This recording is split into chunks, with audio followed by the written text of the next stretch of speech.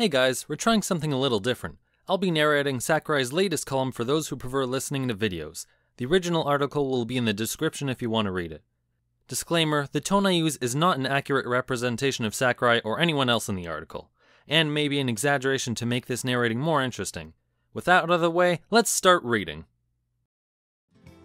Super Smash Bros. Ultimate features over 800 songs throughout its stages and over 900 songs in total. We're still making a few adjustments, so the final count may change, but it's still an incredible amount of music. We've brought back the My Music feature that allows you to select from a wide range of songs from each stage's related series.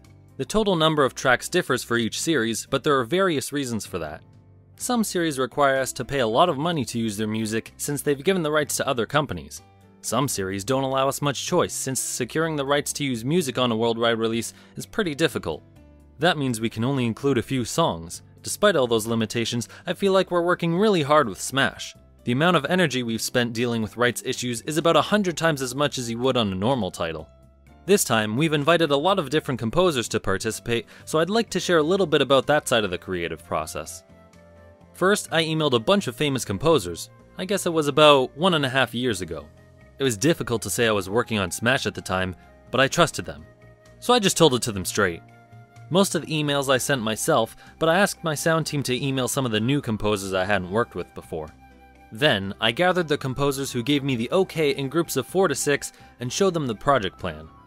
I went to visit folks at Nintendo's Dev HQ and other companies like Sega and explained my aim for the project and what I wanted them to look out for.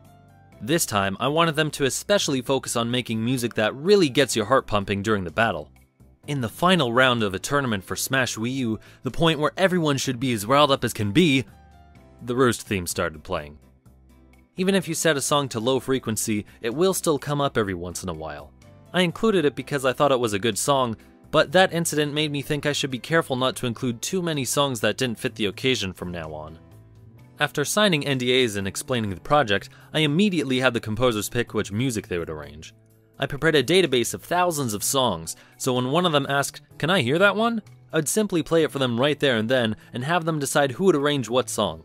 Some people decided immediately. Some people couldn't decide and took it home with them. Others mentioned their favorite series. Each composer was unique.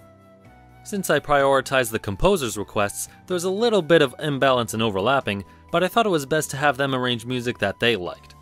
This time, the Castlevania and Mega Man series were both very popular, so there are a lot of new arrangements. Fire Emblem also received a surprisingly large number of tracks thanks to one person in particular. Once the composers picked their songs, I just sat back and waited for them to deliver the finished products.